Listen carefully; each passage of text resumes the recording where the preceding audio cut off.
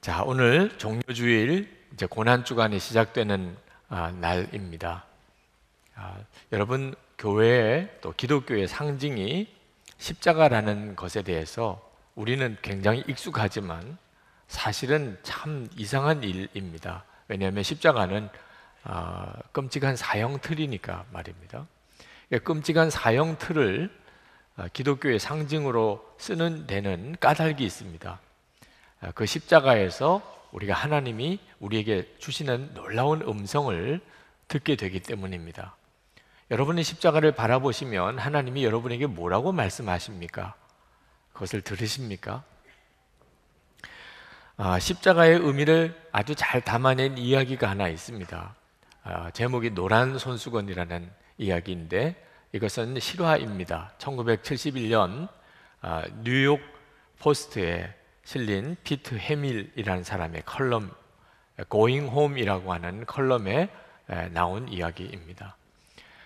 뉴욕에서 플로리다까지 가는 그 시외버스에 빙고라고 하는 한 남자가 탔습니다. 근데 그 긴 시간 동안 이 남자는 한마디 하지도 않고 바깥에 있는 지나가는 길만 하염없이 쳐다보면서 뭔가 초조해하고 불안해 보이는 기색이 역력했습니다. 그 버스를 같이 타고 가는 어떤 사람이 아주 너무 친절한 마음을 가지고 그 남자의 사연을 알고 싶었습니다. 말을 여러 번 시켰는데도 대답을 안 하던 이 사람이 결국은 그 사람에게 자기의 사정을 털어놓았습니다. 이 사람이 4년 동안 뉴욕에 있는 교도소에 복무를 하고 집으로 돌아가는 길이라는 겁니다. 이 사람이 4년형을 받고 교도소에 복역을 시작하면서 아내에게 너무 부끄러운 자기의 죄 때문에 이런 일을 겪었기 때문에 아내에게 자기를 기다리지 말라고 새 출발하라고 그렇게 말을 했습니다. 한 1년 동안은 아내로부터 소식이 오다가 3년째 아내로부터 소식이 없습니다. 만기 출소를 했는데 갈 곳이 없어요. 집으로 가고 싶지만 아내가 자기를 받아줄지 그것을 궁금해했습니다. 그 집은 이 뉴욕에서 플로리다로 가는 이 도로변에 있는 마을에 있습니다. 근데 그 마을 입구에 큰 참나무가 하나 있었습니다. 그래서 아내에게 편지를 썼습니다. 출소되기 전에. 내가 이런 사정으로 이제 만기 출소를 하게 되는데 내가 집으로 가고 싶습니다. 그러나 당신이 지금 어떤 처지인지 내가 알지 못하기 때문에 당신으로부터 내가 사인을 받고 싶다고 했습니다. 집 마을 입구에 큰 참나무가 있는데 만약에 당신이 나를 받아줄 마음이 있다면 거기에 노란 손수건 하나를 걸어달라고. 만약에 당신이 새로운 남편이 생겼고 그렇게 살고 있다면 그러면 그냥 내버려 놔달라고. 그럼 내가 지나가는 길에 그 참나무에 만약에 손수건이 없다면 나는 이제부터 내 길을 가겠노라고 그렇게 편지를 보냈다는 겁니다. 그리고 이제 그 버스를 타고 자기 마을 가까이로 가고 있는데 마음이 너무나 불안하다는 거죠. 그 이야기를 들은 그 버스 안에 있는 사람들은 다 너무나 마음이 초조해졌습니다. 그리고 다들 그 마을이 있다고 하는 쪽으로 다 관심을 가지고 지켜보고 있으면서 도대체 참나무에 노란 손수건이 걸렸을까 하는 것이 다 궁금해졌습니다. 버스가 드디어 그 마을 가까이로 지나가게 될 때 그 버스 안에 갑자기 탄성이 일어났습니다. 참나무에 노란 손수건 하나가 걸린 것이 아니고 마치 노란 꽃이 핀 것처럼 참나무 전체에 노란 헝겊이 갖가지 노란 헝겊이 펄럭이고 있었습니다. 그 아내가 혹시 손수건 하나를 걸어 놓으면 못 보고 지나칠 수도 있겠기에 자기가 구할 수 있는 모든 노란 헝겊은 다 구해다가 나무에다가 걸어 놓은 거죠. 자, 이 이야기는 십자가가 무엇을 말하는지를 그대로 보여주고 있습니다. 여러분, 이 빙고라고 하는 이 사람이 그 참나무의 노란 손수건을 보면서 하나님의 음성을, 아내의 음성을 들은 거죠. 내가 당신을 용서합니다. 라고 하는 음성을 들은 거예요. 우리는 십자가에서 하나님의 음성을 듣습니다. 내가 용서한다. 내가 너를 다시 용서한다. 여러분, 우리는 십자가를 바라볼 때 하나님의 음성을 듣게 되어 있습니다.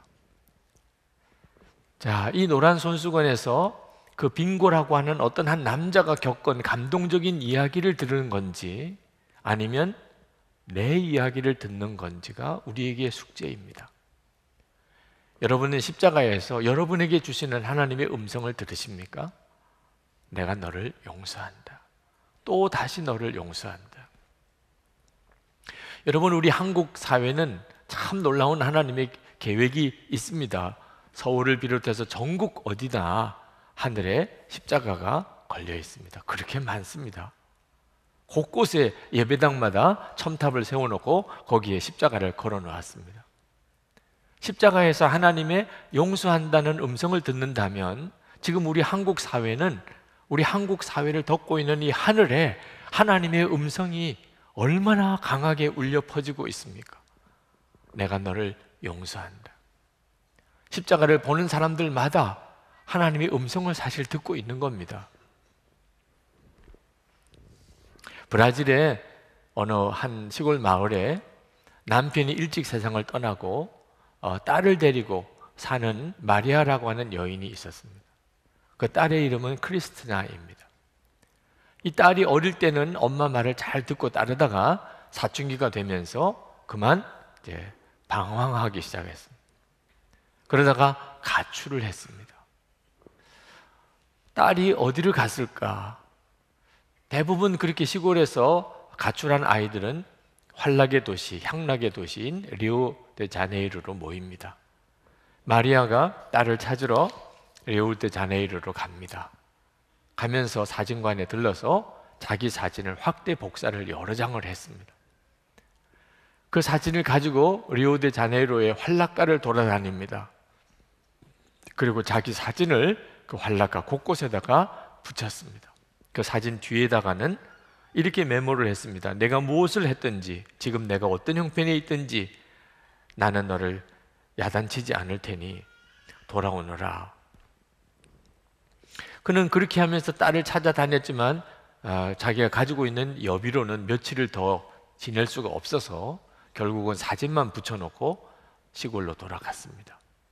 몇 주가 지나서 크리스티나가 밤늦게까지 나이트클럽에서 술을 마시고 춤을 추고 그리고 호텔을 전전하다가 비틀거리는 걸음으로 계단을 내려오다가 낯익은 얼굴이 보이는 거예요. 엄마의 얼굴입니다. 아니, 엄마 사진이 왜 여기에 붙어 있을까? 깜짝 놀라서 그 사진을 뗐습니다. 왜냐하면 거기에는 수치스러운 사람들의 얼굴이 붙는 곳이기 때문입니다. 현상수배범, 범죄자들, 이런 사람들의 사진이 붙어 있는 곳에 엄마 사진이 있으니까 깜짝 놀라서 그 사진을 뗐습니다. 사진 뒤를 보니까 엄마의 글씨예요. 내가 무엇을 했든지, 내가 어떤 형편에 있든지 나는 너를 야단치지 않을 테니 돌아오너라. 주변을 돌아봤어요. 누가 본 사람이 없을까? 그러나 부끄러울 이유가 없다는 걸 깨달았어요. 자기 사진이 아닙니다. 엄마 사진일 뿐이죠. 자기 이름도 없어요. 누구든지 자기와 이 사진을 연관시킬 사람이 없습니다. 엄마의 사진, 딸을 찾기 위해서 딸의 사진을 붙여야 하는데 그 딸에게 조금이라도 부끄러움이 갈까봐 엄마가 그 부끄러운 곳에 자기 얼굴을, 사진을 붙여놓은 거죠. 크리스티나는 그 사진을 끌어안고 한참을 울었습니다. 그리고 다시 엄마에게로 돌아갔습니다. 이 이야기는 그대로 십자가입니다. 십자가는 저와 여러분이 지은 죄로 인하여 우리가 죽을 자리입니다. 그러나 죄 없으신 예수님께서 그 부끄러운 수치의 십자가에 달리셨습니다. 자, 이 놀라운 이야기는 구약 성경이 이미 기가 막힐 정도로 정확하게 예언이 되어져 있는 이야기입니다. 이사야 53장 4절에서 6절의 말씀입니다. 그는 실로 우리의 질고를 지고 우리의 슬픔을 당하였거늘 우리는 생각하기를 그는 징벌을 받아서 하나님에게 맞으며 고난을 당한다 하였노라. 그가 찔림은 우리의 허물을 인하며 그가 상함은 우리의 죄악을 인함이라. 그가 징계를 받음으로 우리가 평화를 누리고 그가 채찍에 맞음으로 우리가 나음을 입었도다. 우리는 다 양 같아서 그릇 행하여 각기 제 길로 갔거늘 여호와께서는 우리 무리의 죄악을 그에게 담당시키셨도다.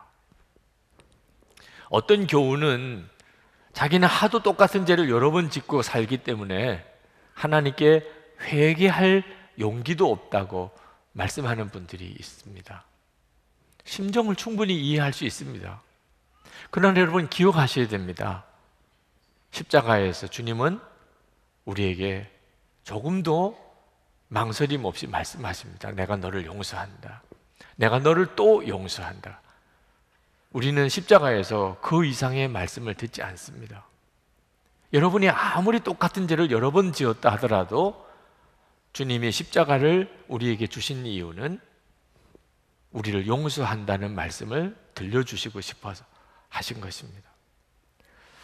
예수님께서 제자들에게 어떤 사람이 만약에 죄를 지었는데 하루에 7번 죄를 짓고 똑같은 죄를 짓고 또 잘못했다고 하면 용서해 주라고 하셨습니다.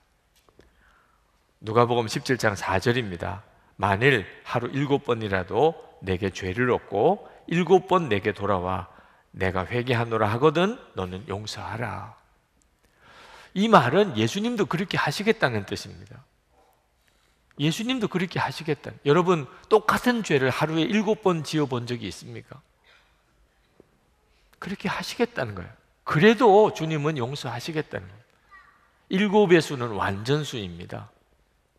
주님은 몇 번이고 용서하시겠다는 거예요. 그래서 십자가를 걸어 놓으신 겁니다. 어느 여인이 닐 앤더슨 목사님에게 찾아왔습니다. 그는 3번씩이나 자살을 시도했습니다. 목사님은 그녀에게 하나님이 그녀를 사랑한다고 말씀했습니다. 그녀는 믿어지지 않는다고 그랬습니다.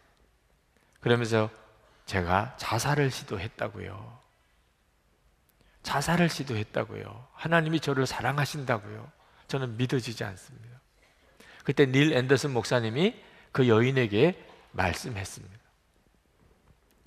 당신의 자녀가 만약에 죽으려고 했다면 당신은 그 자녀를 미워하고 그것 때문에 버리시겠습니까? 여러분 어떤 죄가 여러분에게 있다 하더라도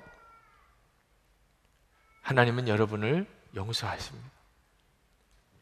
십자가는 멀리서도 바라볼 수 있는 용서의 나무입니다.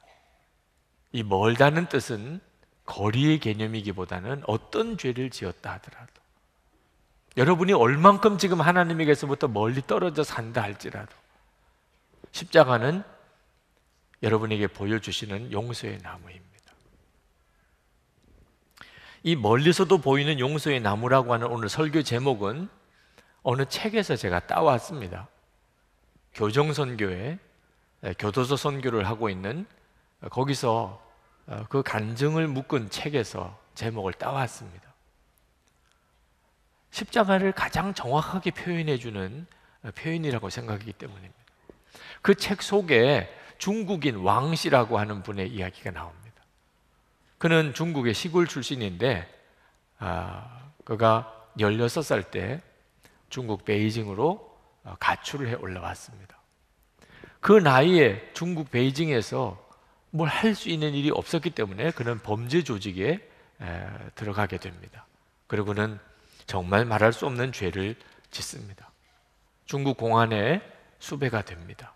도망을 가다가 몽골로 들어가서 거기서 또 방화를 하고 사람을 죽이고 그리고 또 쫓겨서 불법으로 대한민국에 입국을 한 겁니다. 그리고 전국을 돌면서 온갖 죄를 저지르다가 어느 날 영등포에서 술이 취해서 지나가는데 중국 조선족 동포 전도사님이 전도하는 전도를 받게 됩니다. 자기는 전도는 다 귀찮고 그냥 배가 고프다고 그랬더니 밥을 먹여주면서 중국말로 당신은 어디서 왔느냐, 어떻게 사시느냐 라고 말을 걸어오는데 평생 처음 들어보는 따뜻한 말이었습니다. 평생 처음 받아보는 친절함이었습니다. 그 밥을 먹고 나가는데 명함을 주면서 혹시 또 배가 고프거든, 또 외롭거든 언제든지 연락하라고 하는 그 조선족 전도사님의 전도를 받으면서 예수라고 하는 사람이 나를 이 외로움에서, 도망자의 신세에서 나를 건져낼 수 있다면 정말 그의 도움을 받고 싶다고 하는 마음이 잠깐 들었었다 그랬습니다. 그러나 그는 여전히 범죄를 저지르고 사람을 죽이고 결국은 체포됩니다. 그리고 재판을 받고 사형 언도를 받게 됩니다. 사형수가 된 거죠. 1년 동안 교도소에서 그는 정말 끔찍한 사람이었습니다. 누구도 손을 댈 수가 없는, 온갖 자해를 해서 몸은 말할 수 없는 그런 몸이 됐고, 소리 지르면서 괴성을 지르느라고 목은 늘 쉬어 있었습니다. 그걸 보다 못한 어느 교도관이 그를 진료소로 데리고 갔어요. 그는 선교회에 소속되어 있는 크리스찬이었습니다. 진료소에 가서 처음 거울에서 자기 모습을 보았습니다. 눈은 핏발이 서 있고 해골의 껍데기만 씌워놓은 것 같은, 정말 차마 눈 뜨고 볼 수 없는 괴물과 같은 자기의 모습을 보고 진료소 앞에서 그는 그만 꼬꾸라집니다. 그리고 짐승이 부르짖는 것처럼 부르짖습니다. 자기가 보기에도 자기가 너무 끔찍한 거죠. 그때 자기를 데려갔던 교도관이 머리를 맞대고 손을 붙잡고, 그리고 자기를 위해서 기도를 해주는데 무슨 내용인지는 하나도 기억이 안 나는데 그렇게 따뜻한 온기를 느꼈습니다. 영등포에서 만났던 조선족 전도사님, 그리고 이 교도관의 기도를 통하여 뭔가 거부할 수 없는 어떤 힘을 느끼고 한참을 울었습니다. 그리고 방에 들어왔는데 자기가 거울에 비친 자기 모습을 생각해 봅니다. 그리고 그날 자기가 언제 울었었는지 모를 울음을 처음 터뜨렸어요. 눈물은 회복을 했는데 웃음은 자기에게서 언제부턴지 완전히 사라져 있다는 사실을 깨달았습니다. 참 이상한 일이죠. 한번 진심으로 웃는 웃음을 웃고 싶다, 그런 소원이 생겼습니다. 어떻게 하면 그렇게 될 수 있을까? 예수님, 그분이 도대체 누구신지 모르지만 그분은 나를 웃을 수 있게 해주실까? 그러면 그 예수를 어떻게 믿나? 그러면서 잠이 들었는데 아침에 깨어나면서 자기 평생에 그렇게 평안한 밤을 보낸 적이 없다는 걸 깨달았습니다. 그래서 그가 벽에다가 펜으로 예수님이라고 썼어요. 어떻게 기도해야 되는지도 모르니까 그냥 예수님, 예수님 소리 그렇게 부르짖었습니다. 그렇게 예수님이라고 부르짖으면서 갑자기 자기 마음에 자기 이야기를 다 하고 싶었습니다. 누가 듣는지도 모르는 그 상황에서 한 번도 누구에게 솔직하게 거짓 없이 털어놓지 않았던 자기의 모든 삶을 다 주저리 고백하기 시작했습니다. 놀라웠게도 누군가가 듣는 것 같아요. 눈에 보이지 않지만 누군가가 분명히 자기와 함께 하면서 자기 이야기를 다 들어주는 것 같았다고 그랬습니다. 그렇게 그는 교도소 감방에서 예수님을 인격적으로 만난 겁니다. 3일 밤낮을 그렇게 했습니다. 자지도 먹지도 않고. 3일이 지나고 난 다음에 그는 울부짖었어요. 예수님, 이제 나를 용서해 주세요. 너무 부끄러워서 누가 들을까 봐 깔고 앉았던 모포를 뒤집어 쓰고 용서해 주세요. 예수님, 용서해 주세요. 옆방에 있는 동료 죄수들이 미쳤냐고, 좀 잠 좀 자자고. 그래서 야간 당직을 쓰는 교도관들이 방에 들어와서 자기를 억누를 정도까지, 그래서 입을 틀어막고, 그리고 밤새도록 꺼이꺼이 울면서 예수님 나를 용서해 주세요, 용서해 주세요, 그러면서 그가 밤을 샜습니다. 그 다음날 교도관이 찾아왔습니다. 그에게 물었어요. 나도 예수님을 믿을 수 있습니까? 우리 모두는 다 죄인입니다. 그 교도관이 이야기해 줬어요. 예수님께서 우리의 죄를 지시고 십자가에 죽으셨기에 누구든지 예수님이 나의 죄를 지신 줄로 믿고 입으로 시인하고 고백하면, 그러면 모든 죄가 사함을 받습니다. 당신도 예수님을 영접하기를 원하십니까? 예, 제가 믿겠습니다. 그리고 영접 기도를 따라하고 이제 당신은 나와 함께 믿음의 형제가 되었습니다. 이제부터는 부끄러운 짓 하고 살지 맙시다. 펑펑 울고 자기 방으로 돌아와서 뭐라고 설명할 수 없는 기쁨이 마음에서 넘쳐나서 그 교도관이 쥐어준 한중 성경을 2개월 동안 30번을 읽었습니다. 신약 성경만 30번을 읽었습니다. 그리고 정말 주 예수님은 나의 생명의 구주, 모든 죄의 속죄주이심을 정확하게 이해하고, 그가 지금은 교도소 안에서 전도자가 되어 있습니다. 여러분, 정말 십자가는 아무리 멀리서도 볼 수 있는 용서의 나무입니다. 그런데 이렇게 사형수로서 교도소 감방에 갇혀 있는 처지가 우리가 아니라 할지라도, 오늘 여기 있는 분들 중에 마음의 감옥에 갇혀 있는 분이 있습니다. 자유롭게 돌아다닐 수는 있지만 마음은 완전히 감옥에 갇혀 있는 것처럼, 사람을 죽인 살인자는 아니지만 마음의 살인자는 오늘 이 자리에도 많습니다. 그 왕씨, 중국인 왕씨가 용서의 나무 십자가를 바라본 것처럼 우리도 용서의 십자가를 바라보아야 합니다. 여러분, 여러분에게 묻고 싶습니다. 여러분은 정말 십자가에서 용서받으셨습니까? 용서받은 사람에게는 용서받은 증거가 있습니다. 그냥 용서받은 경우는 없습니다. 우리가 용서받은 가장 놀라운 증거는 우리 자신을 용서받았다는 사실을 인식하는 겁니다.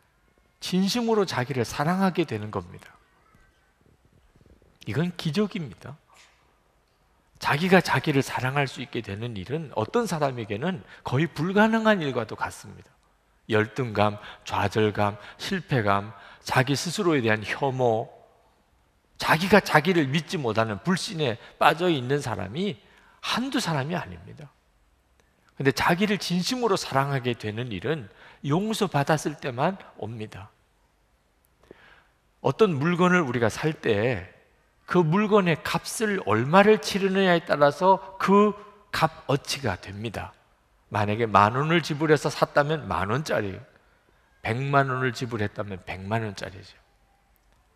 여러분, 여러분은 얼마짜리인 것 같습니까? 여러분은 얼마짜리 같아요? 여러분은 다 예수님짜리입니다. 여러분을 하나님이 사실 때 치르신 값이 예수님이시니까. 예수님이 여러분을 위해 피 흘리셨기 때문에 예수님의 피값으로 여러분을 샀으니 하나님이 보실 때는 여러분은 다 예수님짜리입니다. 예수님짜리. 사도행전 20장 28절에 여러분을 감독자로 삼고 하나님이 자기 피로 사신 교회를 보살피게 하셨느니라. 여러분, 이 교회는 아무리 문제가 많아도 예수님짜리입니다. 하나님이 보시기에는. 고린도전서 7장 23절에 너희는 값으로 사신 것이니 사람들의 종이 되지 말라. 저나 여러분은 다 핏값을 주고 사신 자입니다. 하나님이 보실 때는 우리는 다 예수님 짤입니다. 문제는 그걸 믿느냐 하는 겁니다. 자신도 그걸 믿느냐 하는 겁니다. 나는 예수님 짤이야. 그만큼 존귀한 거죠. 하나님의 눈에 저와 여러분이 다 예수님 짤이라면 자신도 내가 예수님 짤이라고 인정하게 되면 인생은 바뀝니다. 그게 용서받은 사람입니다. 나는 예수님 짤이야. 그래서 자기 마음대로 못 사는 겁니다. 내 몸은 예수님 것이고 내 인생도 예수님 것입니다. 이제는 주님이 핏값 주고 사신 겁니다. 그러니 어떻게 함부로 삽니까? 여러분, 사랑하는 사람에게는 자꾸 잔소리를 하게 됩니다. 아무거나 먹지 마세요. 너무 과로하지 마세요. 술, 담배 끊으세요. 제발 좀 절제하세요. 너무 TV 많이 보지 마세요. 일찍 주무세요. 성경도 좀 읽으세요. 기도도 좀 하세요. 사랑하니까 자꾸 그렇게 말하게 되는 겁니다. 자기가 자기를 사랑하게 되면 이제는 이전처럼 못 삽니다. 내가 이제는 예수님 짤이가 됐는데 어떻게 전처럼 기분대로 내가 하고 싶은 대로 그렇게 삽니까? 그래서 인생이 바뀌는 겁니다. 가장 놀라운 변화는 다른 사람을 용서하게 되는 것입니다. 용서하라가 아닙니다. 용서할 힘이 생겨요. 용서받은 사람에게는 용서할 힘이 있습니다. 그래서 용서가 되는 거예요. 초대교회 성도들은 자기들을 핍박하고 죽이는 이들을 향하여 기도했습니다. 그들에게는 용서할 힘이 있었어요. 용서받았기 때문에. 정말 용서받았기 때문에. 여러분, 우리 교회는 은혜 충만한 교회입니까? 무슨 기준으로 대답을 해야 되죠? 목사님의 설교가 은혜로우면 은혜 충만한 것입니까? 정확한 기준이 아닙니다. 우리 교회가 은혜 충만한지는 교인들 사이에 용서가 풍성하면 그러면 은혜가 충만한 것입니다. 교인들 사이에 용서가 풍성해요.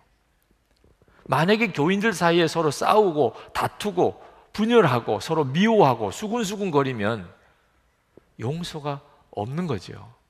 은혜가 없는 교회입니다. 여러분은 어떻게 사시나요? 가정에서나 교우들과의 관계에 용서하고 사시나요? 만약에 그러지 못한다면 여러분은 아직도 여러분 자신이 용서받은 은혜를 누리고 있지 못한 것입니다. 내가 용서를 진짜 누리고 있지 못하니까 남을 용서를 못하는 거예요. 자신을 예수님 짤이라고 생각해 보지도 못하고 용서하고 사랑하며 살지도 못한다면, 그렇다면 용서의 나무 십자가를 여러분이 바라보셔야 될 때입니다. 죄가 아무리 많은 거 상관하지 마세요. 남을 향하여도 죄가 많다. 여러분 자신을 향하여도 죄가 많다. 여러분 지난 주일에 말씀 읽었잖아요. 로마서 5장 20절에 죄가 많은 곳에 은혜가 더욱 넘치게 되었습니다. 죄가 많은 곳에 오히려 은혜가 더 넘칩니다. 십자가는 용서의 십자가이기 때문에.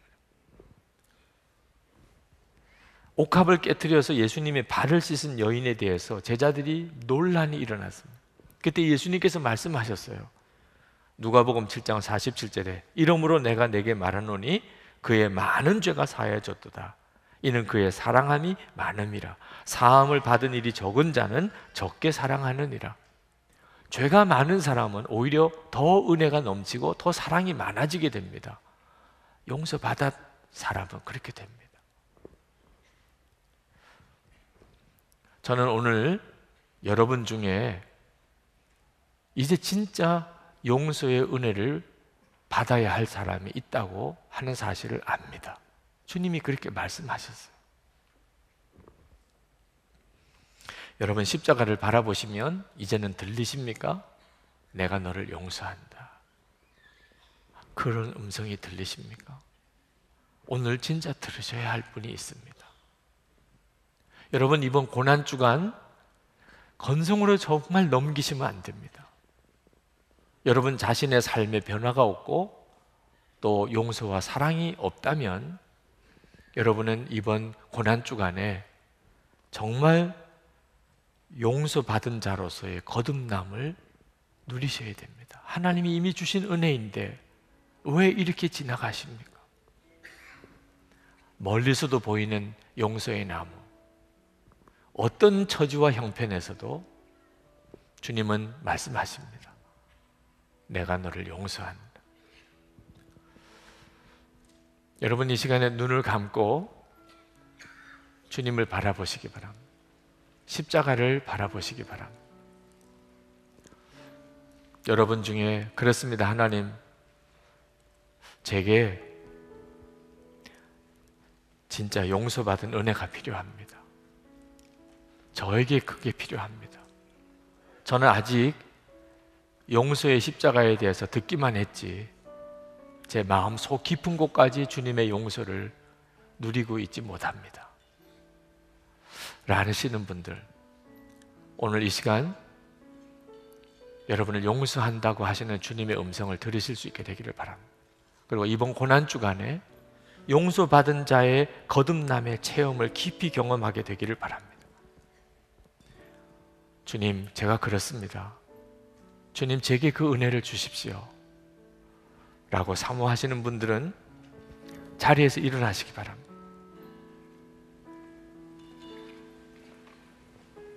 오늘 이 시간에 주님께서 여러분에게 주님과 여러분 사이에 가로막혀 있는 무서운 죄책감, 풀어지지 않은 영적인 장벽이 풀어지게 되게 해주실 것입니다. 그리고 이 고난주간이 여러분에게 용서받은 자의 깊은 은혜로 여러분을 인도해 가실 것입니다. 여러분이 정말 그걸 원하시면, 주님을 향하여 마음을 여시면 주님이 역사하실 것입니다.